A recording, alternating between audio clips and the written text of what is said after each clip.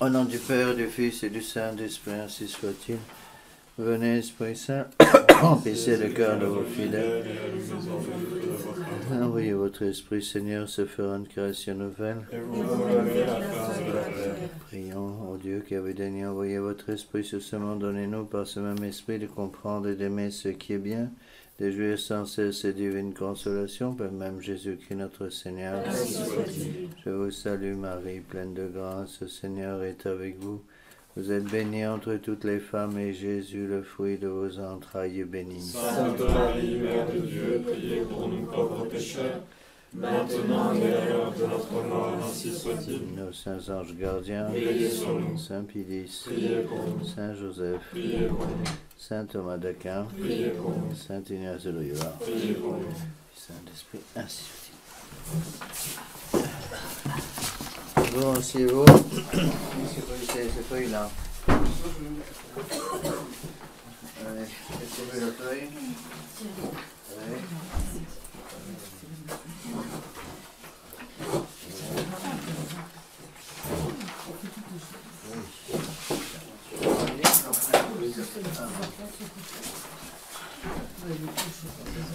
Bon, alors on arrive un petit peu au bout de cette série des lettres, donc j'en avais écrit 66, je crois qu'il en reste 3 ou 4. Nous allons expliquer aujourd'hui rapidement la lettre numéro 42, vocation et don de soi. Je vais expliquer que tout l'esprit du monde est entièrement basé sur une chose, savoir l'orgueil. C'est-à-dire que c'est une société égocentrique, c'est-à-dire une société entièrement fondée sur la volonté propre. Je décide que. Au contraire, la civilisation catholique est une société qui va être entièrement centrée sur l'introduction de la volonté divine dans notre volonté propre. Donc c'est deux mondes complètement différents. On va passer, si vous voulez, avec le catholicisme, une société centrée sur l'homme et une société centrée sur Dieu. Et depuis l'arrivée de la Révolution dite française en 1789, c'est un retour en arrière qui se fait. C'est-à-dire qu'on repasse d'une société théocentrique, donc centrée sur Dieu, à une société homocentrique. Alors, quel est le point important? C'est que la vocation, là-dedans, je vais prendre la vocation au sens un peu général. Ce que je vais essayer d'expliquer, c'est que le monde moderne va tout faire pour détruire le principe même de la vocation. C'est-à-dire placer les individus, les couper des familles catholiques, bien sûr, les couper de la famille en général, pour que l'enfant ne puisse plus répondre à un appel du bon Dieu. Et donc, quand je parle de don de soi et vocation, pour moi, c'est un peu un synonyme. Une vocation, c'est un appel de Dieu, bien sûr, mais le don de soi permet cet appel de Dieu. Donc, s'il n'y a pas de don de soi, il est évident que personne ne peut répondre à une vocation. C'est dans ce sens-là que je vais expliquer cette lettre. Donc, c'est la lettre numéro 42. Pour vous expliquer un peu ça, je voudrais prendre une phrase que j'aime beaucoup, qui est dans le règlement interne des écoles qui avaient été fondées par Mlle Lusquenette. Elle a une phrase très belle dans ce règlement. Voilà ce qu'elle dit. Je vais vous lire une partie parce que c'est vraiment splendide. Sachons, disait-elle aux élèves, que nous vivons en un temps de corruption, que nous venons d'un monde où Jésus-Christ est méprisé, d'une vie moderne qui ne mérite pas le nom de civilisation. En conséquence, soyons sûrs que nous sommes atteints du mal de ce temps et qu'il faut nous méfier de nous-mêmes. Les temps de corruption et d'impiété, on est en plein dedans, sont permis par Dieu pour former une élite. Nous devons être de l'élite, c'est-à-dire prendre conscience de notre responsabilité, devenir le sel de la terre, des serviteurs énergiques de la foi et du pays. Nous sommes ici pour apprendre à vaincre le monde. La confiance en soi-même produit l'orgueil et la bêtise. La confiance en Jésus-Christ produit la force et la victoire. Je trouve ce texte splendide. Et c'est exactement ce que je voudrais essayer d'expliquer avec mes mots à moi, qui sont bien sûr pas le même acabit que les mots de Mademoiselle Kenneth, elle a un bien meilleur français que le mien. Mais je crois que c'est quelque chose de très important. La confiance en soi-même produit l'orgueil et la bêtise. La confiance en Jésus-Christ produit la force et la victoire. Le terme le plus la partie de phrase la plus importante, à mon avis, c'est cela. Nous sommes atteints du mal de ce temps, il faut donc nous méfier de nous-mêmes. Donc, avec si vous voulez, avec la civilisation moderne, coupée de Dieu, tout est centré sur l'homme. Donc, la base de tout, c'est l'orgueil.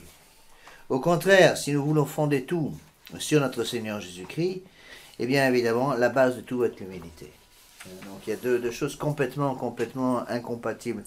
Et ce que je crois qu'il faut essayer de comprendre, c'est que l'idée du don de soi est tellement importante que si on supprime le principe du don de soi-même, on supprime toute forme de vocation. Supprimant toute forme de vocation, on supprime l'Église. Je vais donner un exemple tout simple. Il y a quelque temps, je crois que c'est encore le cas, Philippe de Villiers avait eu pas mal de problèmes au Puy du Fou. Pourquoi? Parce qu'au Puy du Fou, un grand nombre de gens qui travaillent au Puy du Fou, surtout pour la cinécénie du soir, sont des bénévoles. Or, il y a des tas de problèmes avec les gouvernements qui voulaient supprimer le bénévolat. Parce que dans leur case, le bénévolat ne peut pas exister. C'est aussi simple que ça. Vous savez très bien que pour le gouvernement français, le bénévolat ne peut pas exister. C'est-à-dire, donner du temps gratuitement pour quelque chose de ce genre, ça ne peut pas exister en France, dans la République française. Donc, à partir du moment où Philippe de Villiers, pour eux, prétend travailler avec des bénévoles, ça veut dire qu'il y a un travail noir derrière. Et je donne ça comme exemple, mais ce que j'essaie je vais essayer d'expliquer plus ou moins, parce que c'est pas très facile, c'est pas juste facile à traiter. Il faut préparer les vocations en préparant les enfants à être capables de donner d'eux-mêmes, en quelque sorte. C'est-à-dire qu'à partir du moment où l'éducation familiale est entièrement fondée sur l'égoïsme, toutes les vocations vont périr dans l'œuf.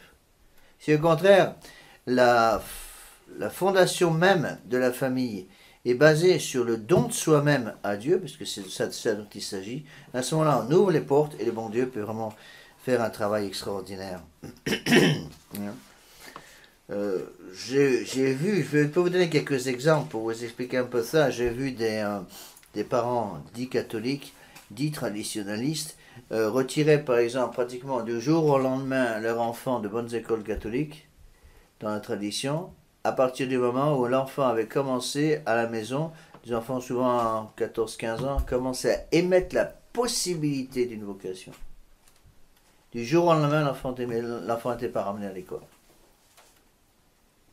J'ai eu même un cas aux États-Unis, à El Paso, je ne donnerai pas le nom de personne, mais d'une personne qui pensait un peu trop à la vocation. Elle m'en parlait au confessionnal, en dehors du confessionnal bien sûr. Et dès que les parents ont su que cette jeune fille commençait à penser à une vocation, non seulement ils ont quitté la chapelle, mais ils ont déménagé immédiatement. Pour être sûr que toute vocation serait interdite. Okay? Alors, je vais donner ici un exemple. C'est un exemple très fréquent. Encore une fois, mon intention n'est pas du tout de dire que le mariage est quelque chose de mauvais, le mariage est quelque chose de bon et voulu par Dieu, c'est absolument évident. Mais, il me semble que, surtout dans le monde moderne, pour essayer d'enrayer le modernisme ambiant, d'enrayer en quelque sorte ce monde qui ne mérite même plus le nom de civilisation, eh bien, il faut donner à nos enfants, faire comprendre à nos enfants l'importance du don de soi-même.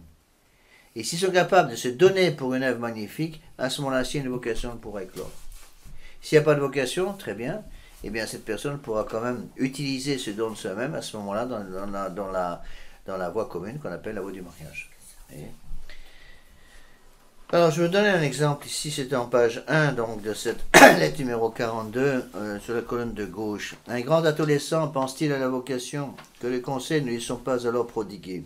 Attention, Il faut réfléchir, ne te décide pas trop vite, termine d'abord tes études pour être certain d'avoir quelque chose au cas où, tu sais. Il faut aussi une bonne famille chrétienne, tu es trop jeune pour te décider, ne te laisse pas influencer par les avis. On peut refaire toute une litanie comme ça, non?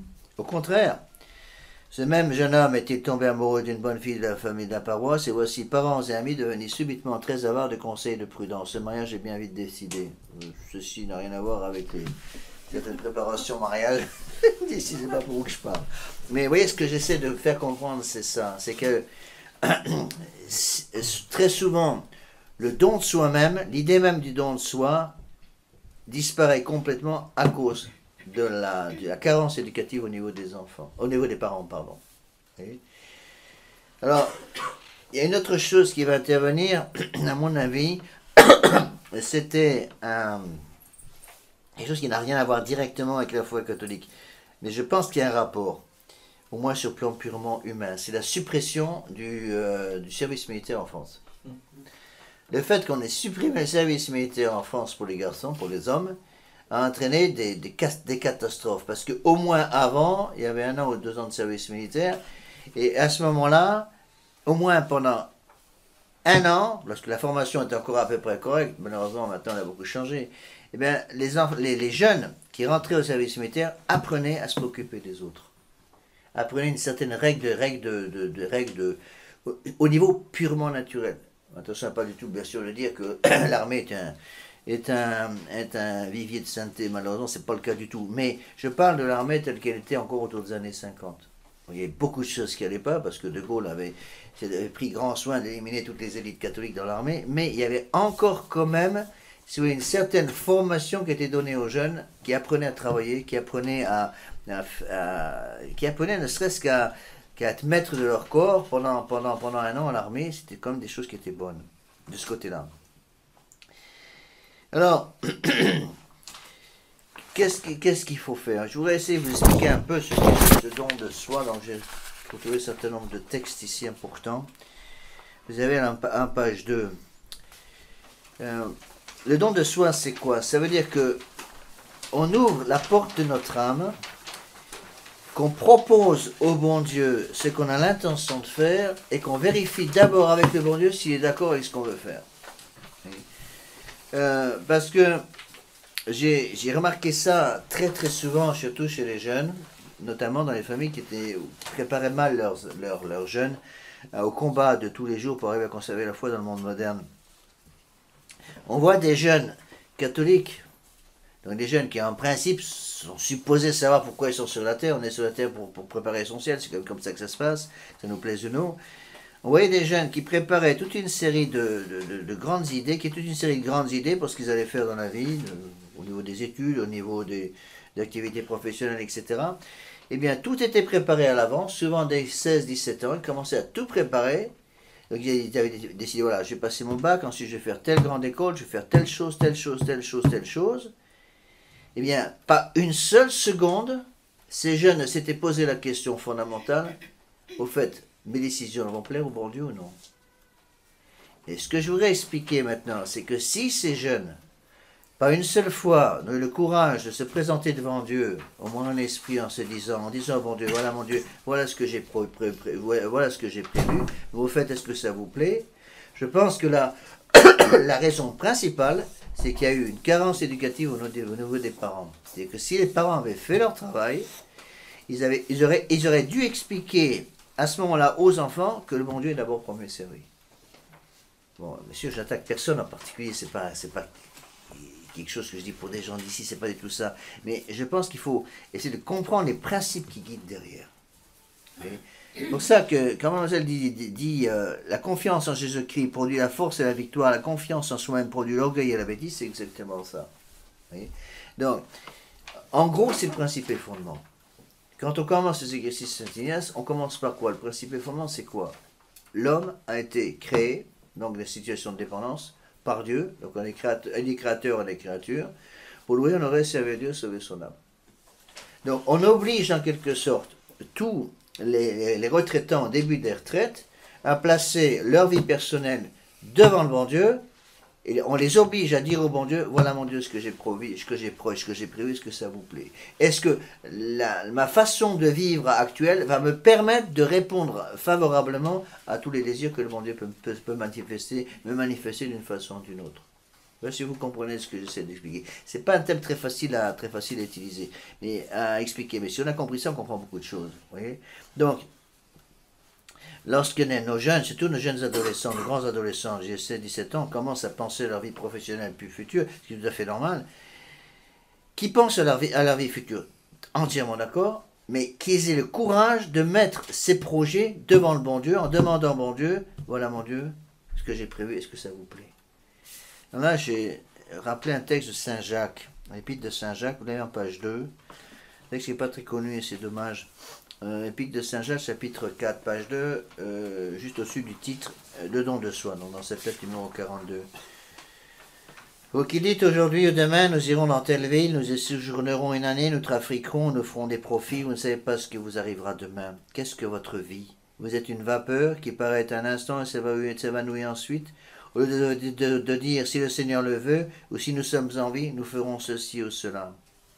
Alors voyons maintenant un petit peu ce que dit directement notre Seigneur, quel est l'esprit de l'Église, celui qui a sous le titre le don de soi, celui qui veut suivre notre Seigneur Jésus-Christ doit d'abord porter sa croix, c'est-à-dire renoncer à lui-même et à sa volonté propre. C'est-à-dire quoi? C'est-à-dire qu'il n'y a pas de possibilité de don de soi-même au bon Dieu sans porter la croix. Pourquoi? Parce que la croix, c'est quoi? La croix, c'est le renoncement à sa volonté propre. Le grand ennemi de la sainteté personnelle, pas simplement pour les prêtres, mais pour tout le monde en général, tous les catholiques en général, le grand ennemi de la volonté propre, le grand ennemi, je veux dire, de la sainteté, c'est la volonté propre. Et je veux telle chose. J'ai décidé que. Et alors, je crois qu'il est très important d'apprendre à nos enfants, bien sûr, avoir des projets, c'est une bonne chose, mais de mettre leurs projets devant le bon Dieu en leur demandant, Seigneur, que voulez-vous que je fasse? Et ça correspond à quelque chose qu'on dit en principe tous les jours, mais on ne comprend pas le terme. Tous les jours, vous dites, moi aussi, que votre volonté soit faite sur la terre comme au ciel. J'ai parti de notre Père. Notre Père qui êtes aux cieux, que votre nom soit sanctifié, que votre volonté soit faite sur la terre comme au ciel. Ça veut dire quoi? On dit ces paroles un peu par cœur, sans beaucoup y réfléchir, mais le sens est très profond. Ça veut dire, mon Dieu, manifestez-moi votre désir pour mon chemin de sanctification personnelle. Comment voulez-vous que je me sanctifie, Qu'est-ce que vous avez prévu pour moi? Et ça c'est très important parce que j'ai remarqué que sinon, si nos fidèles ne sont pas suffisamment préparés avec ce don de soi-même, de dire vraiment, bon Dieu, mon Dieu, que votre volonté soit faite, moi ce qui m'importe c'est d'aller au ciel, un peu à n'importe quel prix, et votre prix sera le mien, eh bien lorsque les choses ne vont pas comme ils avaient pensé au début, eh bien, tout s'écroule dans leur vie. Et je crois que c'est très important de savoir dire au bon Dieu que votre volonté soit faite sur la terre comme au ciel. Attention, c'est que votre volonté soit faite sur la terre comme au ciel, même quand votre volonté ne correspond pas à la mienne. Parce que souvent on dit cette phrase, que votre volonté soit faite sur la terre comme au ciel, et on rajoute entre guillemets, entre parenthèses à la suite, à voix basse, à condition bien entendu, mon Dieu, que votre volonté correspond à la mienne. Et si vous êtes d'accord avec moi, alors que votre volonté soit faite. Mais si je ne suis pas d'accord avec vous, alors que votre volonté ne se fasse pas. Et il me semble que ça c'est quelque chose de très important à comprendre. On voit le texte, celui qui veut suivre notre Seigneur doit d'abord porter sa croix, c'est-à-dire renoncer à lui-même et à sa volonté propre. Notre Seigneur le dit, je ne sais pas combien de fois dans son évangile. Celui qui veut me suivre, d'abord qu'il se méprise lui-même, qu'il prenne sa croix et qu'il me suive. Donc, qu'il se méprise lui-même, ça veut dire quoi? Ça veut dire qu'il oublie sa volonté propre. Mais c'est valable pour tout le monde et pour toutes les choses, y compris pour la sainteté personnelle. Souvent on décide, voilà, j'ai décidé de me sanctifier, je sais que je dois aller au ciel, donc je vais me sanctifier de telle façon, telle façon, telle façon et telle façon. On décide à l'avance. Le problème, c'est que ce n'est pas nous qui décidons la façon de nous sanctifier, c'est le bon Dieu qui va décider ça pour nous, qui va nous le faire comprendre d'une façon plus ou moins directe. Je dis souvent, comme exemple, quand j'explique ça aux fidèles, je vous ai déjà expliqué souvent l'image du jardinier. Donc le jardinier a un plan d'ensemble pour le jardin qu'on ne connaît pas. Nous on a une des petites fleurs du jardin. Donc c'est le jardinier qui va décider de mettre telle fleur à tel endroit. Alors il y a des fleurs qui sont... il va choisir ce qu'il veut. Il va nous demander à nous d'aller non seulement à tel endroit du jardin, mais d'être telle fleur dans le jardin. Alors évidemment, quand le bon Dieu a décidé qu'on deviendrait une belle rose magnifique qui sent très bon, que tout le monde va admirer et va venir ressentir les effluves de cette rose, et que tout le monde va venir admirer la beauté de la rose, alors à ce moment on se sent utile pour quelque chose, et on dit quand même, ça c'est une bonne chose de suivre notre Seigneur Jésus-Christ comme ça, là je suis d'accord. Alors voilà, je suis au milieu du jardin, je suis une belle rose, tout le monde me regarde. Et puis de temps en temps, le bon Dieu va prendre cette rose, on lui dit, bon maintenant ça suffit, j'ai un autre plan pour toi. Maintenant, je vais te demander d'être une petite violette sur une petite pierre au pied du mur du jardin que personne ne voit. On passe à côté, on sent qu'il y a une violette parce que l'odeur est là, mais personne ne peut voir cette violette parce qu'elle est complètement cachée sous la mousse. Et à ce moment-là, qu'est-ce qui se passe? Si on n'a pas formé nos enfants, au moment où le bon Dieu nous demande une chose comme ça, parce que ça nous arrive à tous bien régulièrement, eh bien, l'âme va complètement se recroqueviller en disant, mais quand j'étais une rose, je servais à quelque chose, maintenant que je suis une violette, je ne sers plus à rien. Et en fait, il faut bien comprendre, bien faire comprendre à nos enfants que l'important, c'est de faire ce que le bon Dieu veut. Donc, quelqu'un qui veut être une rose, et alors que le bon Dieu ne le veut pas, il va se damner en devenant une rose. Au contraire, quelqu'un qui veut devenir une violette, alors que le bon Dieu veut qu'il soit une rose, peut se damner tout simplement en devenant une violette, parce que ça ne correspond pas du tout à ce que le bon Dieu a voulu pour lui. Et si parfois on a d'énormes difficultés dans la pratique de notre devoir d'État, dans un état de vie défini, c'est tout simplement, pas toujours, mais souvent, tout simplement parce qu'on n'a pas demandé au bon Dieu, avec suffisamment d'humilité, ce que le bon Dieu voulait, et qu'on a choisi notre état de vie sans être sûr d'abord que ça correspondait à celui que le bon Dieu voulait. Et ce sont les disciples de notre Seigneur qui font avancer le monde vers Dieu, et personne ne peut prétendre devenir son disciple sans commencer par ce renoncement personnel. Celui qui veut me suivre, qu'il prenne sa croix. Cette croix, c'est quoi? C'est la destruction de la volonté propre. Dans la vie religieuse, c'est comme ça. Postulant, novice dans une société religieuse, quelle qu'elle soit, eh bien, la première chose qu'il faut apprendre à perdre, c'est ça, c'est sa volonté propre. On décide des tas de choses, mais est-ce qu'on est sûr que c'est vraiment ce que le bon Dieu veut? Ce don de soi représente la porte ouverte de l'âme au bon Dieu, libre d'agir à sa guise, sa créature raisonnable. Toute réponse à la vocation commence donc par cet acte libre de notre volonté, déjà fruit de grâce spéciale de Dieu, car c'est Dieu qui donne le vouloir et l'agir. Qu'est-ce que demande le bon Dieu? Le bon Dieu demande, au début, par exemple, de notre état de vie, quel que soit, un état de vie religieux pour moi, un état de vie dans le mariage pour d'autres personnes, par exemple, eh bien, qu'est-ce que va demander le bon Dieu? Une ouverture d'entrée, en disant, mon Dieu, que votre volonté se fasse. Et moi, j'ai bien vu ça quand j'étais dans la fraternité Saint-Pédis, parce qu'on avait des maisons dans le monde entier, et je vous assure qu'il fallait avoir cette prédisposition à accepter la volonté des supérieurs pour les différents lieux dans lesquels on pouvait être envoyé. Et la seule façon de pouvoir vraiment être heureux dans un emplacement, un poste quelconque dans la fraternité, quand j'étais dans la fraternité, c'était pouvoir vraiment dire au début du mois de mai, quand on commençait à parler des futures vocations, les vocations générales arrivaient pour le 15 août, mais on en parlait déjà en mai, juin, pouvoir déjà dire au bon Dieu, que votre volonté soit faite. Et le bon Dieu, il travaille avec des règles qui ne sont pas les nôtres. Pour expliquer ça, je donne toujours le même exemple que je vous ai déjà souvent donné, mais c'est l'exemple de Saint-Pierre Chanel, qui est très peu connu, c'est bien dommage. Bon, j'ai bien connu Saint-Pierre Chanel, enfin, j'ai dû un petit peu étudier sa vie un peu plus, parce qu'il est patron de l'Océanie. Comme j'étais longtemps en Océanie, c'est patron de l'Australie. Saint-Pierre Chanel est un Français qui est allé évangéliser surtout les îles du Pacifique. C'est peu de gens savent que ce sont les Français qui ont évangélisé toute cette zone. N'oubliez pas que le premier évêque de Nouvelle-Zélande est un Français, Monseigneur de Pompalier. Bon, les Français ont donc beaucoup agi dans ces zones-là. Et le père Pierre Chanel était à Wallis et Futuna, qui est sont des îles en plein Pacifique. Et il a eu un échec total, apparemment. Et je ne me rappelle plus exactement combien d'années il a passé dans ces îles, mais il n'a pas pu convertir une seule âme.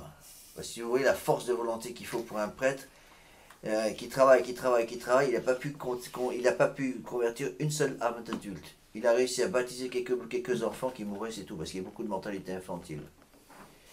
Et au bout de ces quelques années qu'il a passé à Wallis et Futuna, il s'est fait matraquer, on l'a tué par un coup de tomahawk dans la nuque, par des Indiens qui étaient à moitié ivres. Et il va offert par avance sa mort au bon Dieu, donc il est martyr, Saint Pierre Chanel martyr. Il est mort, donc sa mort a été annoncée aux supérieurs qui ont envoyé quelqu'un d'autre. Et au moment précis où l'autre prêtre est arrivé, tous les Indiens ont demandé le baptême. Mais le bon Dieu n'a pas permis que Saint Pierre Chanel ait la satisfaction de voir un seul baptême d'adulte. Vous voyez? Alors, mettez-vous à la place de ces gens-là. C'est un peu ça que le bon Dieu demande.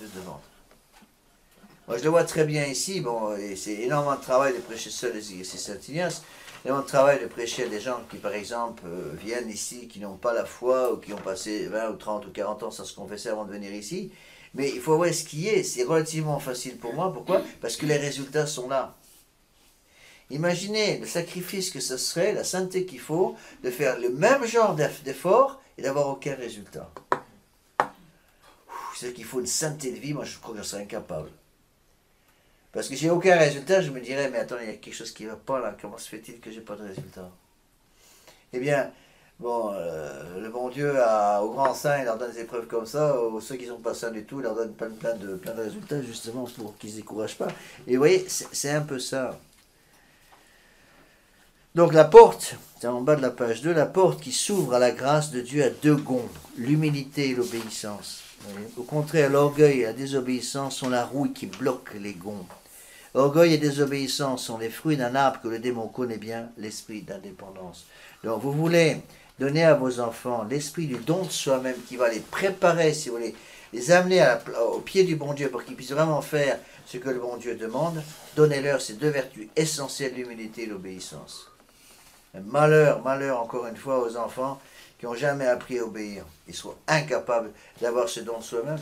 Et du coup, eh bien, au moment où il y aura des difficultés ou des grosses épreuves dans la vie, ils ont tout lâché parce que justement, ils n'ont pas été formés par cette obéissance. Attention, ce n'est pas simplement une obéissance, il y a deux formes d'obéissance. Il y a une obéissance, je dirais, d'obligation. J'obéis parce que je ne peux pas faire autrement. Ce n'est pas cette obéissance qu'il faut donner à nos enfants. Il faut donner à nos enfants une obéissance d'amour. C'est beaucoup plus difficile à donner. C'est-à-dire qu'il faut donner à nos enfants envie d'obéir au bon Dieu en leur faisant comprendre que, en obéissant à mes parents, j'obéirai au bon Dieu. Et donc il faut, et ça c'est très très très difficile. Si vous avez réussi ça avec vos grands adolescents, je suis sûr que vous avez réussi votre travail de parents. C'est arriver à faire aimer à vos enfants l'obéissance, la vertu d'obéissance. Qui comprennent que la vertu d'obéissance est la vertu fondamentale. On peut donner d'autres exemples que j'ai souvent donné dans ces classes, mais je répète parce que je crois que c'est important, surtout pour les gens qui écoutent sur Internet. C'est un peu comme le catéchisme, par exemple. Votre devoir ne consiste pas simplement à apprendre le catéchisme à vos enfants, c'est tout à fait insuffisant. Votre devoir consiste à faire aimer le catéchisme à vos enfants. Bon courage. Ça, c'est beaucoup plus difficile. Votre devoir n'est pas de faire prier vos enfants. Bien sûr, c'est un de vos devoirs. Il faut faire prier les enfants. Votre devoir de parent, et c'est les raisons pour lesquelles vous avez reçu les grâces du mariage, c'est de faire prier vos enfants de telle façon que vos enfants aiment la prière. Et que les enfants ont compris que la prière est nécessaire pour aller au ciel. Et ça, c'est très important, surtout pour les ménages qui se préparent là. Hein. Vous devez comprendre ça. Il ne s'agit pas simplement de dire, voilà, j'ai appris, mes enfants ont appris 3 pages de catéchisme par cœur, donc j'ai fait mon devoir d'état de mère de famille ou de père de famille. Non, pas du tout. D'abord, ne faites pas apprendre les catéchismes par cœur sans être sûr qu'ils ont peut-être d'abord compris ce que vous essayez de leur faire ingurgiter. Et ensuite, faites-leur aimer leur catéchisme. Vous voyez, c'est une façon, à mon avis, facile et exacte d'expliquer tout ce qui s'est passé au cours des années 50, 60, surtout dans l'Église. Au niveau des pertes de la soutane, la perte, je vous l'ai expliqué souvent, mais là c'est exactement le sujet. La perte de la soutane, la perte de la vie d'oraison, la perte du bréviaire, etc. Qu'est-ce qui manquait à tous ces prêtres? Je me permets de vous rappeler qu'en 1962, au moment de l'arrivée de Vatican II, tous les prêtres disaient la messe traditionnelle, tous sans exception. C'est la seule messe qui existait.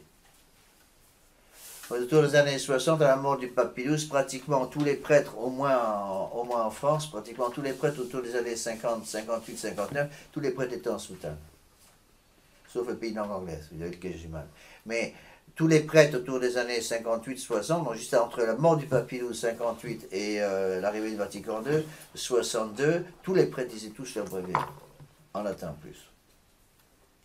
Comment se fait-il que pratiquement du jour au lendemain, avec l'arrivée du Vatican II, donc la préparation des dégâts, c'était le Vatican II 62-65, clôture du Vatican II 8 décembre 65, à ce moment-là, même avant, eh bien, pratiquement, lorsque les pères conciliaires sont sortis de Vatican II, complètement endoctrinés par les fausses idées de Vatican II, les prêtres de leur diocèse ont enlevé le soutane pratiquement tous du jour au lendemain. Ils ont arrêté de dire le bréviaire pratiquement tous du jour au lendemain, et ils ont arrêté la messe traditionnelle pratiquement tous du jour au lendemain en 69. Pourquoi? Qu'est-ce qui manquait? Ben, je crois que poser la question, c'est y répondre. Il manquait à ces prêtres l'amour de leur messe. Ils avaient perdu l'amour de la soutane, ils avaient perdu l'amour du bréviaire. Donc ça c'est très important. Il y a un bon séminaire. Il ne s'agit pas simplement d'apprendre aux prêtres à célébrer sa messe. Il s'agit d'apprendre aux prêtres à aimer sa messe et à la faire aimer à ceux qui vont y insister. Il ne s'agit pas simplement de vérifier que le prêtre est capable de dire correctement son bréviaire, que le sous-diacre est capable de dire correctement son bréviaire. Il s'agit impérativement de faire aimer le bréviaire à son prêtre, au diacre ou au sous-diacre. Pareil pour la soutane. Faire aimer la soutane aux prêtres, ça je l'ai malheureusement vu dans les pays de langue anglaise, surtout aux États-Unis. Cet amour n'était pas là. Et ça explique beaucoup de choses. Le modernisme est passé tellement rapidement aux États-Unis, eh bien c'est en grande partie à cause de cela, parce qu'entre autres, les prêtres américains des années 40 et 50 n'avaient pas du tout l'amour de la soutane. Ils étaient considérés comme un habit de cœur, c'est tout. Et dès qu'ils mettaient le pied dehors, ils avaient enlevé la soutane pour se mettre en clergyman.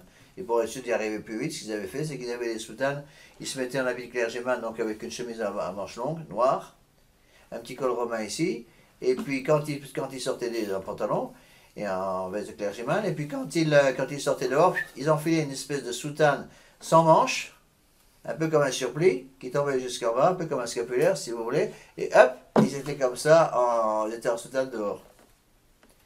Ou pour la maison, pardon. Mais dès qu'ils sortaient du prieuré, dès qu'ils se mettaient les deux pieds dehors, ils enlevaient la soutane immédiatement pour être en clergyman. Il n'y avait plus l'amour de la soutane, et ça explique bien des choses. Eh bien, on ne peut pas donner à nos enfants ce don de soi-même sans justement donner à nos enfants l'amour de l'obéissance. Donc attention à ces deux vertus qui sont absolument essentielles, l'humilité et l'obéissance. Et même un enfant ou un jeune adolescent qui obéit à ses parents, je dirais extérieurement, mais qui n'a pas la volonté d'obéir, qui attend qu'une seule chose, c'est de quitter la maison pour en faire que sa tête. Ben, comment vous voulez que ça marche? Ça ne marchera jamais, c'est impossible. Et donc, donnons à nos enfants, qu'est-ce qu'il faut faire pour donner à nos enfants l'amour de l'obéissance? Et je crois que c'est très important, par exemple, pour des parents qui sont obligés parfois d'être exigeants à l'égard de leurs enfants. Bon, il faut être ferme, c'est sûr, pour exiger l'obéissance, exiger l'humilité. Eh bien, quand les enfants demandent pourquoi moi, pourquoi ça, la réponse est parce que je t'aime. C'est parce que je t'aime, parce que j'aime mon enfant, c'est pour ça que je suis exigeant avec mon enfant. Voilà. Alors, la clé pour comprendre ça, c'est l'esprit de dépendance. N'oubliez pas que, si j'ai mis en haut de la page 2, colonne de droite, orgueil et désobéissance sont les fruits d'un arbre que le démon connaît bien, l'esprit d'indépendance. L'esprit d'indépendance, c'est quoi? C'est l'orgueil. L'esprit d'indépendance, ça se résume dans une phrase très connue de Lucifer, je ne servirai pas. Et donc, essayons de voir un petit peu, j'ai repris ici historiquement un certain nombre de points, je ne sais plus où j'ai pêché un peu ça, j'ai pêché ça dans plusieurs livres, hein, c'est pas tout de moi. J'ai trouvé toute une série d'exemples justement de cet esprit d'indépendance. Cet esprit d'indépendance qui est l'esprit de la Révolution française. S'il faut caractériser l'esprit 89, c'est un esprit d'indépendance. S'il faut caractériser l'esprit de Vatican II, c'est un esprit d'indépendance. S'il faut caractériser la Nouvelle Messe, c'est un esprit d'indépendance. S'il faut caractériser tout le travail de destruction opéré par François dans l'Église de Vatican II, c'est un esprit d'indépendance. L'esprit d'indépendance, ça veut dire quoi? L'esprit d'indépendance, c'est un esprit qui va se couper du passé, se coupe de tout ce qui a été fait auparavant, parce que maintenant, je veux faire des choses nouvelles par rapport à ce qui a été fait dans le passé. Il y a des choses qui ont été faites dans le passé. Donc cet esprit, vous voyez le titre, l'esprit d'indépendance, page 2. Cet esprit d'indépendance est vieux comme le monde, car c'est celui de l'ennemi du genre humain. C'est lui qui soufflait déjà aux mauvais anges leur cri de guerre, je ne servirai pas, non serviam. C'est ce même esprit d'indépendance qui poussait Adam et Ève à la révolte en leur faisant miroiter vos promesses mensongères. Vous ne mourrez pas, vos yeux s'ouvriront, vous connaîtrez le bien et le mal, vous serez comme des dieux. N'oubliez pas que vos enfants à la maison vont recevoir une bonne formation de votre part, mais dès qu'ils mettent le pied dehors, surtout dans les écoles modernes, ou dès qu'ils vont mettre les pieds dans les universités modernes, dès qu'ils vont mettre le pied dans le monde moderne, qu'est-ce qu'ils vont entendre? Ces 4 mensonges à longueur de journée. Vous ne mourrez pas, vos yeux s'ouvriront, vous connaîtrez le bien et le mal, vous serez comme les dieux. Si vous devenez comme Dieu, étant Dieu, vous allez décider par vous-même ce qui est bien et ce qui est mal, au lieu de demander au bon Dieu, qu'est-ce qui est bien, qu'est-ce qui est mal. C'est vous qui allez décider. Voyez? C'est pour cela que cet esprit d'indépendance a une racine. La racine de l'esprit d'indépendance, c'est c'est tout simplement la négation du péché originel. Bon, ça, nous a expliqué je ne sais pas combien de fois ce truc-là. Et avec raison, il disait, tout ce qui se passe actuellement dans l'Église moderne, a une racine, la négation du péché originel. Ça naturalise qui nie le péché originel. Si on nie le péché originel, donc l'homme est bon. Si l'homme est bon, bien évidemment, on peut faire ce qu'on veut.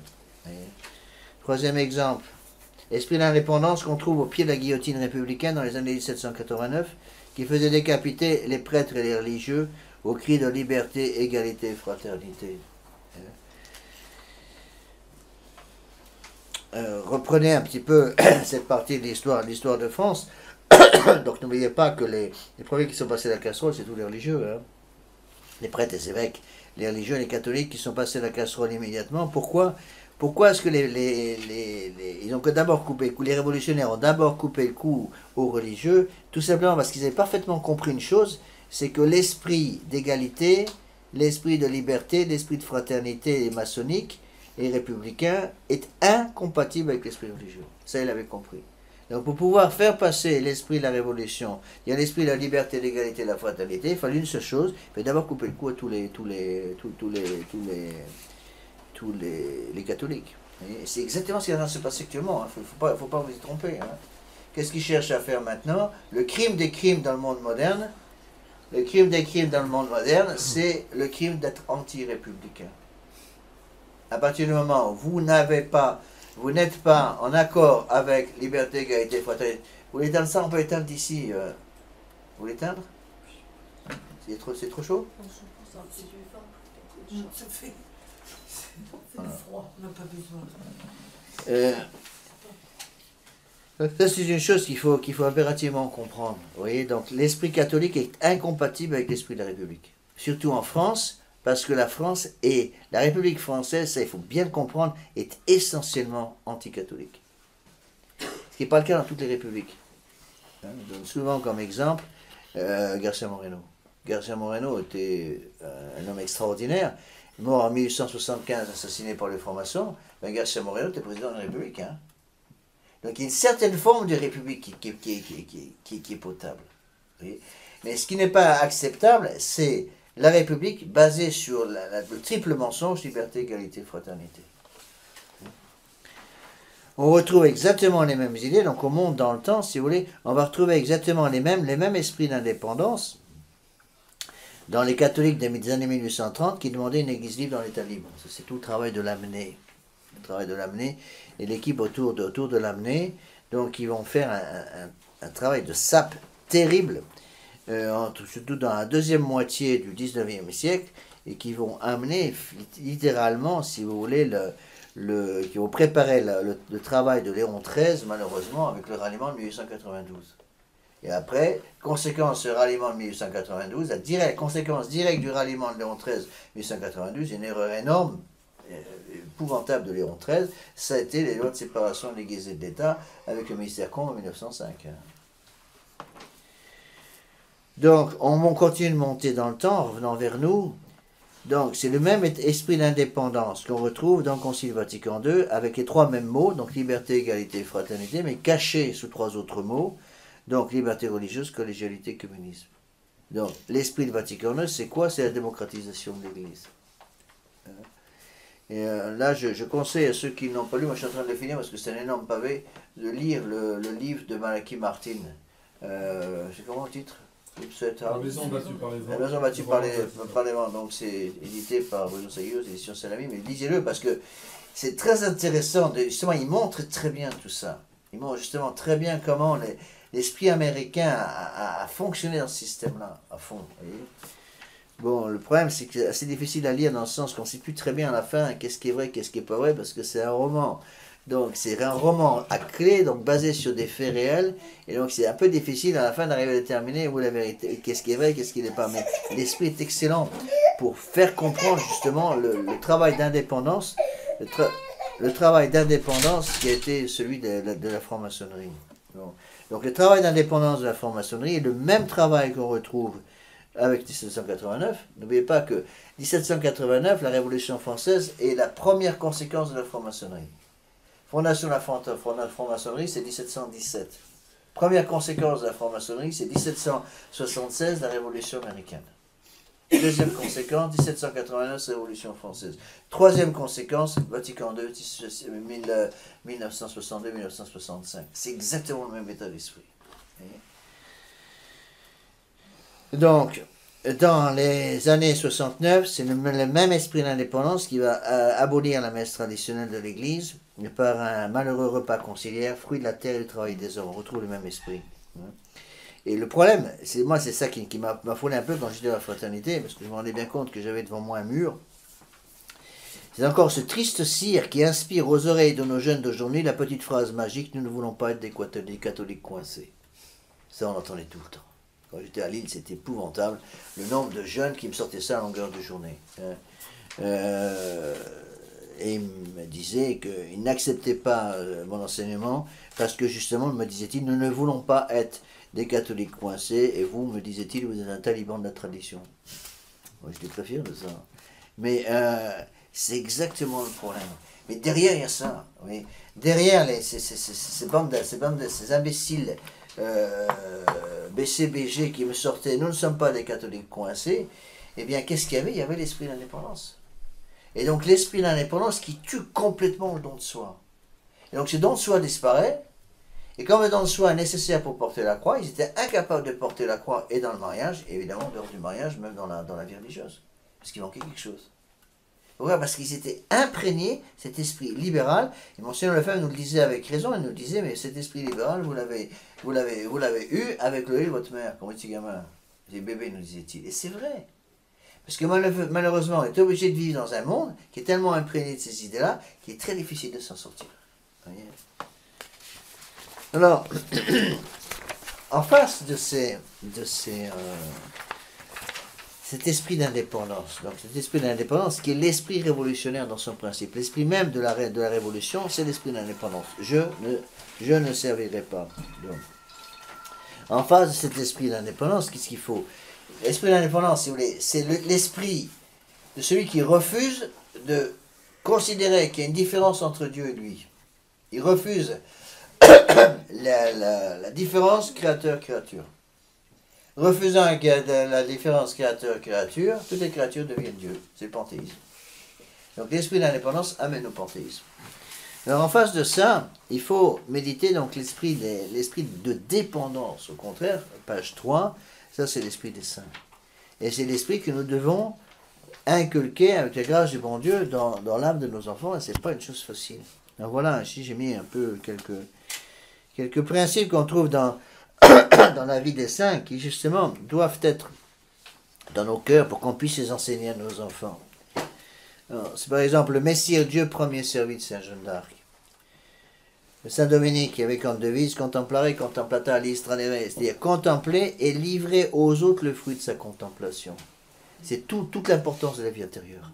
Pourquoi la vie intérieure est-elle tellement importante? La vie intérieure est fondamentale parce que la vie intérieure vous permet de contempler la divinité et de transmettre aux autres le fruit de sa contemplation. Pas seulement de garder pour soi-même.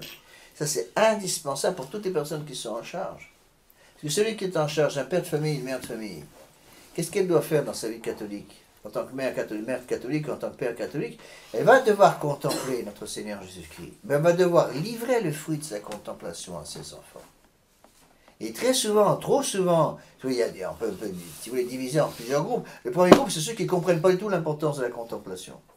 L'esprit d'oraison, ils s'en fichent, parce que pour eux, c'est une perte de temps. Deuxième groupe, ceux qui ont compris l'importance de l'oraison, de la vie de contemplation, pour eux-mêmes qui sont incapables de transmettre cet amour de l'oraison.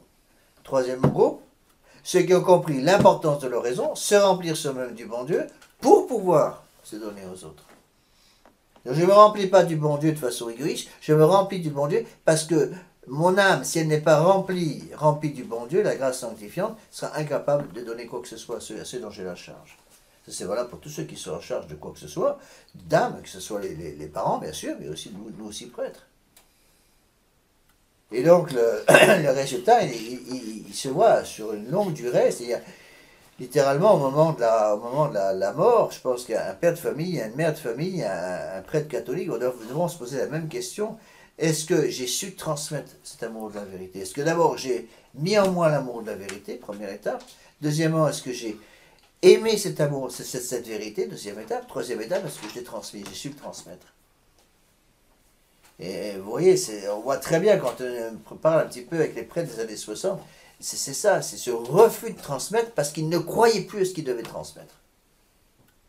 Moi, j'ai un prêtre espagnol qui m'avait sorti une fois, je sais pas, il y a de longues années, il m'avait sorti une fois, pourquoi voulez-vous que je transmette un catéchisme auquel je ne crois plus moi-même? C'est quand même un peu grave, hein? On a la responsabilité de ce prêtre. Il me disait, quand je lui ai expliqué ça, il me disait, mais pourquoi voulez-vous que j'apprenne à des enfants la liste des 10 commandements de Dieu, alors que je pense que ces 10 commandements de Dieu sont impossibles et que Dieu nous demande beaucoup trop? Et quand les prêtres sortent des machins comme ça, et c'est maintenant ce qui sort partout, hein, dans le monde moderne, l'église moderne, c'est ça, la longueur de journée. Hein. On n'est plus rien. Alors en face de ça, justement, vous avez les saints. Donc cette devise de Saint Dominique elle me semble très, très importante, quoi. Contempler et livrer aux autres le fruit, transmettre aux autres plutôt le fruit de sa contemplation. Après vous avez Saint Ignace, hein, tout pour la plus grande gloire du bon Dieu. Un maiorem Dei gloriam. Alors vous avez d'autres, j'ai pris d'autres exemples qu'on trouve chez les saints, comme par exemple le tout ou rien, Todo nada de Saint Jean de la Croix, hein, qui voulait justement, qui aimait tellement notre Seigneur Jésus-Christ qu'il demandait l'absolu. Il ne peut pas s'arrêter en route. La devise de Saint Dominique Savio, la mort mais pas le péché. Hein, ou celle de son maître Saint Jean Bosco, donnez-moi les âmes et prenez le reste. Et enfin, la grande devise de Saint Pélis, tout restauré dans le Christ. Et il faut bien comprendre dans le bon sens, c'est-à-dire tout récapituler dans le Christ. Caput, c'est la tête. Donc, c'est-à-dire tout récapituler dans le Christ, tout restaurer dans le Christ, ça veut dire quoi? Ça veut dire, je dois œuvrer de telle façon que le Christ soit la tête de tout. De toutes ces créatures. Comme invraisemblable en soi qu'on soit obligé de demander au Christ qu'il soit la tête de ces créatures, c'est bien la moindre des choses qu'un créateur soit la tête de ces créatures. Et donc, pour pouvoir éliminer cette chose qui est évidente, il n'y a plus qu'une seule solution, c'est de nier justement cette différence entre les créatures et le créateur. Et donc, au lieu de dire Dieu est créateur, je suis créature, si je dis je suis créature, donc ipso facto, eh bien, je vais devoir être dans une situation de dépendance.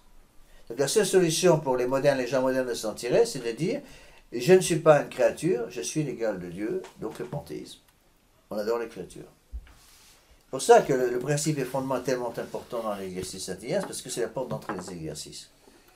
La première chose que je cherche à faire Saint-Ignace, c'est de nous faire comprendre que nous sommes dans une situation de dépendance.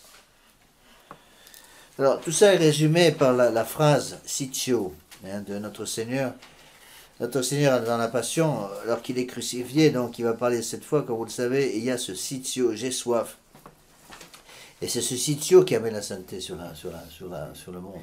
Sitio, c'est-à-dire j'ai soif d'âme. J'ai soif d'âme, et là il y a un très beau terme, d'âme si vous voulez, d'âme de compassion, d'âme compassionnée, dans le sens latin du terme. Compassion, c'est deux mots latins, compatere, souffrir avec.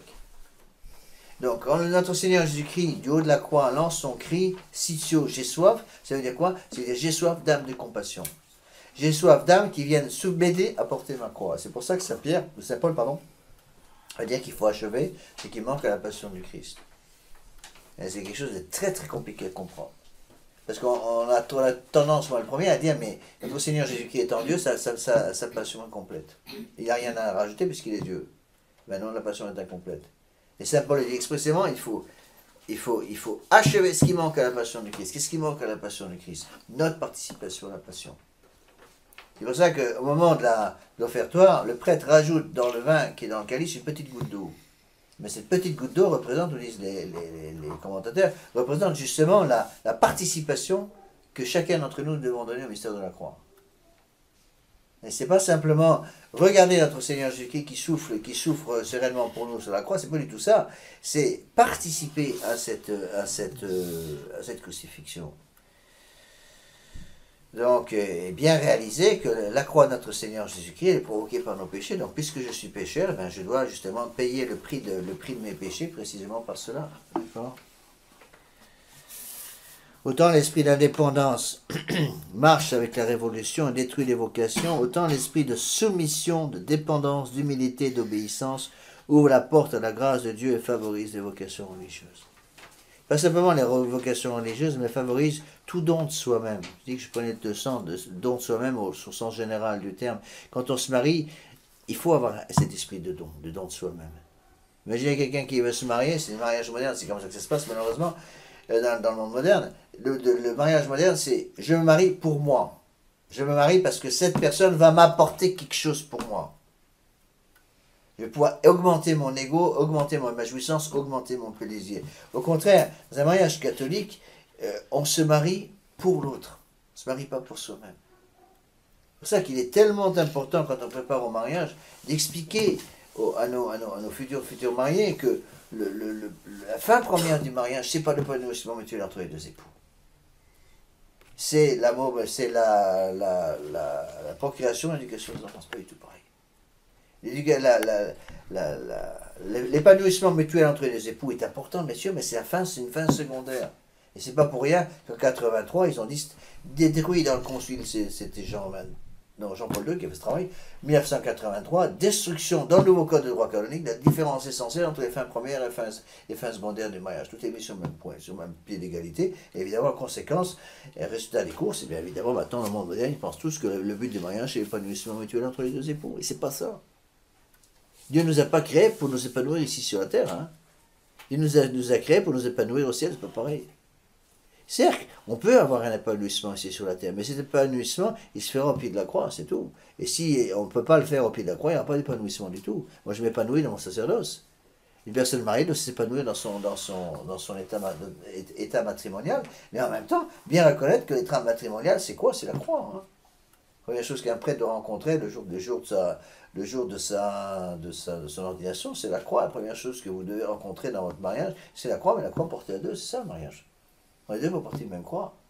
Et une fois qu'on a compris ces choses-là, il y a beaucoup de choses qui peuvent être comprises. Alors, on peut résumer un petit peu tout ce que je viens de vous dire par cette phrase très connue de saint Augustin. L'amour de Dieu jusqu'au mépris de soi-même a fait la cité céleste, l'amour de soi-même jusqu'au mépris de Dieu a construit la cité terrestre. Alors, en conclusion, voyons un peu, en page 4, j'ai pris un exemple que j'aime beaucoup, qui est très peu connu, c'est bien dommage. C'est un petit opuscule de saint Thomas d'Aquin, l'opuscule 17. Donc il a écrit en 1271. Donc il est là en sommet de sa gloire, puisqu'il va mourir très tôt, il est mort en 1274. Et il a publié à ce moment-là, en 1271, dans 3 ans avant sa mort, un petit opuscule sous le titre « contre la pernicieuse doctrine de ceux qui détournent les hommes d'entrer en religion. Alors, j'ai trouvé une référence intéressante. Le texte a été traduit en français en 1935, par un dominicain, le père Maréchal, mais sous un titre totalement anesthésié, l'entrée en religion.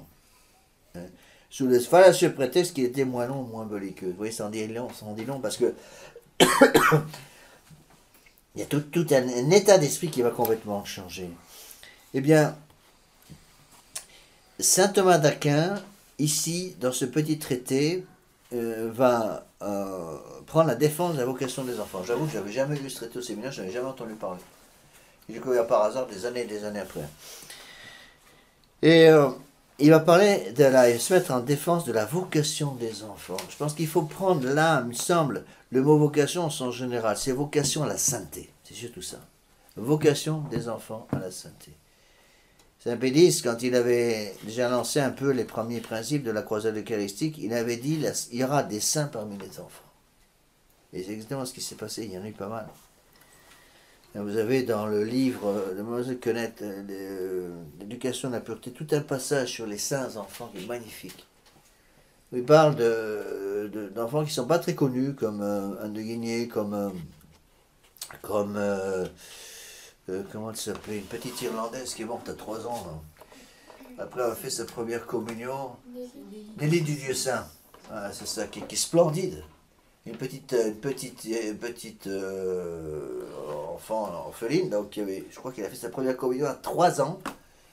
Et les sœurs qui s'occupaient d'elle, elle était sur un lit de souffrance tout le temps, elle avait tuberculose. Et elle savait quand elle était sur son lit, dans son dortoir, elle savait si ce sacrement était sorti ou non. Elle le sentait. Et à ce moment-là, si ce sacrement était sorti, elle demandait à ce que son lit soit transporté à la chapelle pour être auprès du Dieu Saint. Elle appelait toujours notre Seigneur le Dieu Saint. Et les sœurs qui s'occupaient d'elle, qui ont raconté ça, c'est comme ça qu'on la connaît. Elle est morte très tôt, elle n'avait même pas 4 ans, si je me souviens, c'était peut-être quand elle est morte. Et les sœurs ont raconté que lorsque cette petite a fait sa première communion, ils sont tombés sur un aumônier qui avait compris l'immense clarté de l'âme qui était en face de lui. Elle a fait sa communion à 3 ans et demi, 4 ans. Et les sœurs ont dit que quand elle a reçu la Sainte Communion, elle est devenue toute rose. Et elle n'a pas ouvert la bouche, elle n'a pas pipé un seul mot pendant une demi-journée à la chapelle. Complètement unis à notre Seigneur. Les sœurs étaient tellement impressionnées qu'elles n'ont pas osé interrompre l'action de grâce d'un enfant. Une demi-journée d'action de grâce pour un enfant qui reçoit la première communion pour la première fois. Vous avez des choses un peu de ce genre. C'est un petit Belge qui s'appelait Herman Wins. C'est des choses très très belles. Parce qu'il faut donner ces exemples à nos enfants. Bien sûr, c'est des exemples admirés. Ça ne veut pas dire qu'il faut forcément imiter. Si votre gamin de 3 ans commence à vouloir passer une demi-journée d'action de grâce à la chapelle, vous avez le droit de mettre Léo là. Mais il faut quand même comprendre le principe. Et là, il y a des choses très belles. Ce texte, en fait, tout le texte de la page 4, j'ai oublié, j'aurais pu mettre des guillemets. En fait, ce texte, c'est en grande partie le texte de saint Thomas d'Aquin. Voilà ce qu'il dit. Si on commence de la jeunesse à étudier la profession qu'on exercera pendant la vie, pourquoi les futurs religieux ne pourraient-ils pas, dès leur enfance, se préparer à la vie religieuse? Laissez les enfants venir à moi, car le royaume des cieux est à ceux qui leur ressemblent. Matthieu 19, 3. Donc je pense qu'on peut très bien reprendre ce thème de la vocation des enfants et utiliser ce texte de saint Thomas pour nous faire comprendre que si tous nos enfants ne sont pas appelés à la vocation religieuse, tous nos enfants sont appelés à la vocation de la sainteté. Donc, c'est un livre en quelque sorte, une brochure sur la vocation des enfants à la sainteté. Bien sûr, ça s'applique évidemment d'abord à la vie religieuse, mais pas qu'à la vie religieuse. Pourquoi aussi détourner les nouveaux convertis de la vie religieuse? Les premiers disciples de Sauveur et Saint Paul n'ont-ils pas connu la vérité aussitôt qu'ils l'ont connue? N'ont-ils pas suivi la vérité aussitôt qu'ils l'ont connue? Bon, certes, il faut une certaine prudence. C'est là où il y a une prudence qui doit s'établir, parce que, en général, dans l'Église catholique, on n'accepte pas dans la vie religieuse ce qu'on appelle les néophytes, les frais convertis. parce que ça peut être un peu dangereux dans le sens que ça peut être aussi un feu magnifique qui brûle à cause de la conversion et qui ne dure pas. C'est pour ça que quand, souvent, des jeunes, après une conversion au collège d'exercice Saint-Ignace, parfois me demandent directement de pouvoir rentrer immédiatement chez nous. Et souvent je dis non, parce que je dis non tout de suite. Je leur demande d'attendre un minimum de temps, au moins 6 mois, 1 an dans le monde, pour être sûr que c'est sérieux. D'accord ? Pourquoi les pécheurs convertis ne pourraient-ils eux aussi entrer, dit saint Thomas, en religion pour y faire de dignes fruits de pénitence? Après s'être éloignés de Dieu, ne doivent-ils pas mettre toute leur ardeur à réparer par la pratique une vertu parfaite? Donc, vertu parfaite, pardon. Ne doivent-ils pas mettre toute leur ardeur à réparer par la pratique une vertu parfaite? Réparer quoi? Réparer leurs péchés passés. Et donc, la vie religieuse, si vous voulez, est une vie extraordinaire, mais il faut faire comprendre à nos enfants que le bon Dieu demande la sainteté dans l'état de vie qui est le nôtre. Et on a tous une vocation à la sainteté. C'est dans ce sens-là qu'il faut prendre le terme. On a tous une vocation à la sainteté. Le bon Dieu va demander aux prêtres, aux religieux d'être saints dans la vie religieuse. Et le bon Dieu va demander aux gens qui sont dans la vie matrimoniale d'être saints dans la vie matrimoniale. Parce que parfois on entend des trucs invraisemblables. Moi j'ai déjà entendu des jeunes qui me disaient, ou des gens qui me disaient, quand je parlais de sainteté, je disais, mais vous avez la sainteté, c'est pour les curés. Alors c'est sympathique pour nous. C'est très gentil. Mais je leur répondais, vous savez, en principe, il n'y a que des saints au paradis. Donc ça veut dire que si la sainteté c'est pour les curés, il y aura des curés au paradis. Alors vous parlez de bazar, d'un bazar. Bon, ça ne sera pas très amusant. Donc, et j'essaie d'expliquer à mes fidèles, le bon Dieu demande la sainteté pour chacun d'entre nous. Mais le degré de sainteté, le parcours de sainteté, appelez ça comme vous voulez, si vous voulez, le moyen de sainteté est différent selon l'état de vie. C'est-à-dire la formation à la sainteté d'un religieux n'est pas la même, par exemple, que le parcours qui va être celui qui va amener à la sainteté pour un religieux, pour une personne mariée, c'est pas la même chose. Vous voyez ? Il faut comprendre ça. Le bon Dieu nous appelle tous à la sainteté, proportionnée à notre état de vie. Rappelez-vous les exemples classiques qu'on trouve dans les grands auteurs spirituels, notamment Sainte Thérèse de l'Enfant Jésus, qui explique, c'est l'histoire des 2 verres. Elle dit que chacun a une taille différente. Ce qu'il faut, c'est que l'âme soit remplie. Elle compare la grandeur de chacun à un verre. Imaginez 2 verres, j'explique ça souvent, un petit verre, un grand verre. Eh bien, celui qui a une âme qui est très grande, donc qui est représentée par un grand verre, qu'est-ce que demande le bon Dieu? Que ce grand verre soit plein. Celui contraire qui a une toute petite âme, avec un petit verre qui est représenté par le petit verre, il faut que ce petit verre soit plein. Donc, une fois que le petit verre est plein, c'est bon pour la personne en question, c'est pas assez pour la personne qui a un verre beaucoup plus grand. Ou au contraire, la personne qui a un petit verre ne doit pas regarder la personne qui a un grand verre avec jalousie en disant « Ah mais lui il fait des choses extraordinaires ». Oui, mais lui il a des grâces spéciales que vous n'avez pas. Donc le monde ne demande pas la même chose à chacun d'entre nous. D'accord ?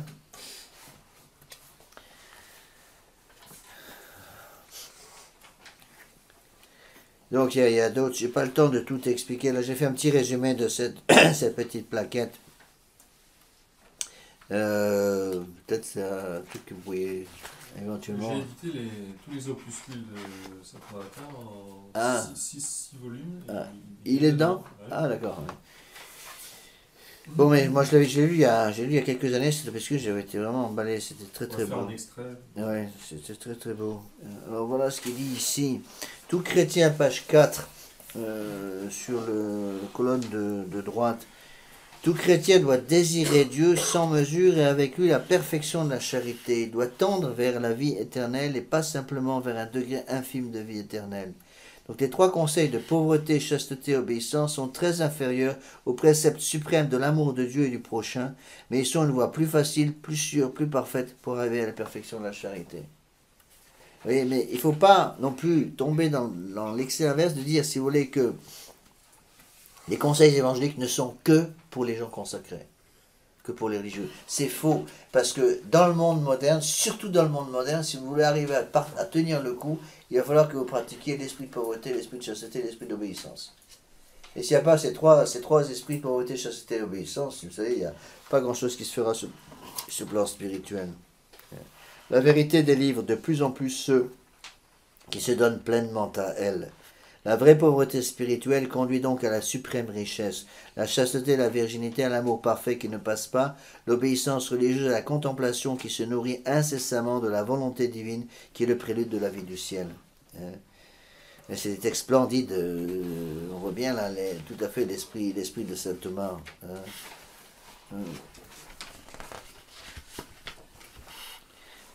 Un autre texte qui ressemble beaucoup à celui-là sur certaines choses.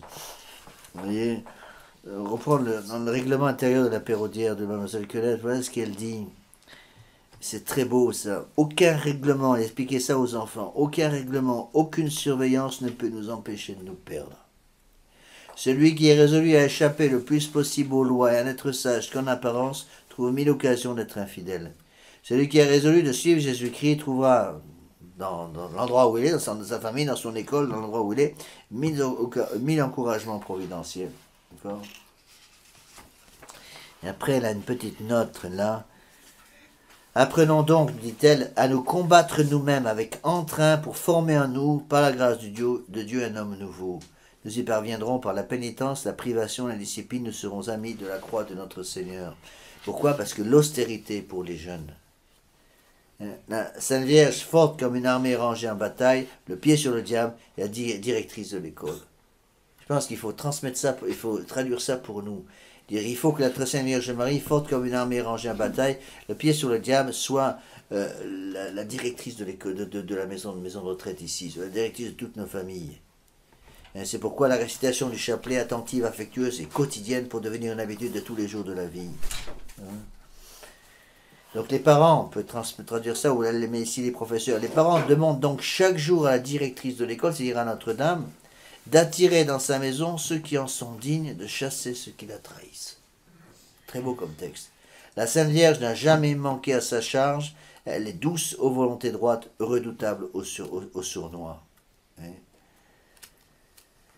Et puis elle parle un petit temps, j'ai pas le temps de me lancer trop là-dedans parce que c'est un petit peu hors sujet, mais il y a des choses qui rejoignent ce que je viens de vous dire, c'est ça que je le cite là. Elle parle de certains vices du monde moderne qu'il faut avoir particulièrement en horreur. Elle dit l'impureté, la cruauté, le sabotage et le blasphème. Impureté, tous les péchés contre le 6e et 9e commandement, la cruauté, le sabotage et le blasphème. Et elle montre que ces quatre monstres, ce sont quatre monstres qui se tiennent. Et tous les quatre sont servis par le mensonge. Et donc s'il y a de péchés que des parents ne doivent pas supporter, tolérer dans leur maison, c'est la désobéissance et le mensonge. Parce que c'est très important pour comprendre ce don de soi. Et si un enfant commence à apprendre à mentir à la maison, et que les parents n'ont pas mis le doigt sur la plaie pour empêcher justement ce mensonge de prendre possession de l'âme de l'enfant, après on ne pourra plus rien faire. Un menteur deviendra un voleur, un menteur va perdre la grâce du bon Dieu très très rapidement. Donc effectivement, je pense que ça on peut le dire, qu'il me semble que les deux choses les plus importantes, c'est lutter contre la désobéissance et lutter contre le mensonge dans les familles. Pour que les adultes aient déjà bien compris ces choses-là. D'accord ? Alors, je passe sur le reste parce que ce serait trop long. Alors voilà la conclusion Saint Thomas, en page 4, en bas de la page 4, colonne de droite. Allons-nous donner à nos enfants affamés des pierres et des scorpions, alors qu'en leur inculquant le don de soi pour l'amour de Dieu, nous pourrions les amener si facilement à la porte de la béatitude. Il nous faut donc dégager nos enfants des biens terrestres et les orienter vers les biens spirituels. Tous les biens de la terre, Jésus, Dieu fait homme, les a méprisés afin de nous apprendre à les mépriser, et tous les maux de cette terre qu'il recommandait de supporter, il les a supportés afin que nous n'allions pas chercher le bonheur dans les premiers, ni craindre le malheur dans les seconds. Les phrases extraordinaires, c'est vraiment du grand thomisme. Vous voyez, j'ai toujours pensé qu'il y a certains textes spirituels de saint Thomas qui sont encore plus beaux que ces textes théologiques. Saint Thomas est très connu comme théologien, il est beaucoup moins connu comme docteur spirituel. Entre autres, je vous conseille, pour ceux qui ne les ont pas lus, ça c'est facile à lire, les sermons que saint Thomas d'Aquin donnait au peuple à Naples. Il y en a qui sont très connus. Par exemple, il a fait un commentaire du Notre Père, un commentaire du Je vous salue Marie, un commentaire des 10 commandements de Dieu, qui sont magnifiques. Le commandement du Credo aussi. Tout ça, vous les avez édités, ceux-là aussi, non? Alors, ça serait aussi, c'est assez extraordinaire, c'est très bien, c'est fait pour les gens du peuple. Alors, c'est-à-dire pour l'intelligence des gens du peuple de l'époque, de 1274, qui correspond aujourd'hui à l'intelligence de mathématiciens automatiquement diplômés avec différents niveaux. Mais c'est extraordinaire quand on voit, par exemple, que la simplicité des termes de saint Thomas, justement, pour parler à des gens tout simples. Il va faire aimer le bon Dieu. Vous voyez. Et je crois qu'il faut s'inspirer de ces textes-là, vous voyez, pour éduquer nos enfants. Il faut dégager nos enfants des biens terrestres et les orienter vers les biens spirituels. Rappeler à nos enfants qu'effectivement, on doit vivre ici-bas. Vous connaissez l'image qui est très belle. On garde les 2 pieds sur la terre, mais la tête au ciel. La tête vers le ciel. La tête tournée vers le ciel et les yeux tournés vers le ciel. Vers un ciel qu'on ne peut pas obtenir maintenant, mais qu'on obtiendra un jour. Saint Thomas dit bien, quand tu es un bon théologien, la fin est la première dans l'intention et derrière dans l'exécution. Le but de notre vie, c'est le ciel. Il faut former nos enfants comme ça. Et rappeler à nos enfants qu'ils sont faits pour le bon Dieu. Qu'ils appartiennent au bon Dieu, que le bon Dieu les attend, et qu'on aura rempli notre devoir d'État dans la mesure où les personnes dont on a la charge peuvent être sauvées. Une fois que les personnes dont on a la charge, vos enfants, pour ceux qui sont mariés, vos futurs enfants, pour moi les fidèles, eh bien, à partir du moment où nos enfants spirituels, dont nous avons la charge devant Dieu, sont en état de grâce, le responsable, qu'il soit père de famille, mère de famille ou prêtre, il a rempli sa mission. Donc c'est une question que les parents devraient se poser à longueur de journée. Je dirais littéralement tous les soirs dans la prière de soir, est-ce que mes enfants sont tous en état de grâce ce soir? Évidemment, avant de se poser la question de savoir si les enfants sont tous en état de grâce, il faudrait peut-être avoir la simplicité de se poser une question beaucoup plus simple. Est-ce que moi-même je suis en état de grâce? C'est évident qu'un père de famille ou une mère de famille qui ne sont pas en état de grâce, ils ne peuvent pas se poser la question de savoir si leurs propres enfants sont en état de grâce. Il y a un lien entre les deux, parce qu'on ne peut pas donner ce qu'on n'a pas. C'est un autre principe de saint Thomas, Nemodat quod non habet. Personne ne donne ce qu'il n'a pas. Voyez. Pourquoi? Parce qu'explique-t-il, un autre principe, c'est que la grâce ne détruit pas la nature, mais l'élève. Donc il faut avoir dans notre cœur, si vous voulez, un grand désir de cette sainteté, et à ce moment-là, on pourra le transmettre à nos enfants. Et si on a réussi à le transmettre à nos enfants, à ce moment-là, nos enfants pourront monter vers le ciel beaucoup plus facilement. Alors, on finit par une prière.